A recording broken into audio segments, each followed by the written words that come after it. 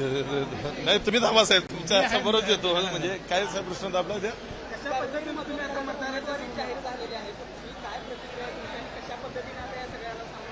मला फक्त एवढंच मला आनंदाची गोष्ट आहे की माझ्या सामाजिक कार्याला जे अगदी मी शून्यातून सुरुवात केली होती त्याची आज एक मला उमेदवारी सावकार साहेबांच्या माध्यमातून जनस्वराज्य शक्ती पक्षाच्या माध्यमातून आज मला मिळाली. हेच माझं सामाजिक कार्याचं आणि जनतेचे मिळालेले आशीर्वाद हेच मी समजतो. आणि आज मला ही संधी मिळालेली आहे.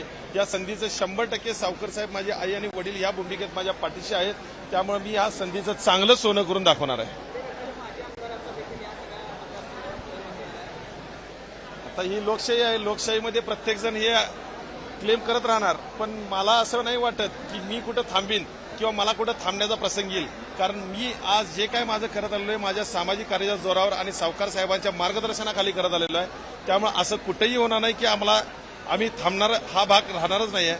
आणि राहिला प्रश्न शिंदे गटाच्या उमेदवारांच्या बाबतीत तो त्यांचा प्रश्न राहील.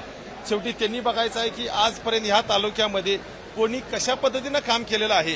कारण मी आज काम करत नाही. गेले 5 वर्ष ह्या तालुक्यामध्ये कोविडचं काम असू दे अथवा माझं हॉस्पिटल असू दे ह्या सर्व सामाजिक कार्याच्या माध्यमातून मी आजपर्यंत इथं पोहोचलेलो आहे.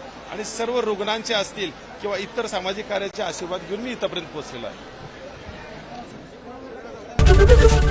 एबीपी माझा, उघडा डोळे बघा नीट.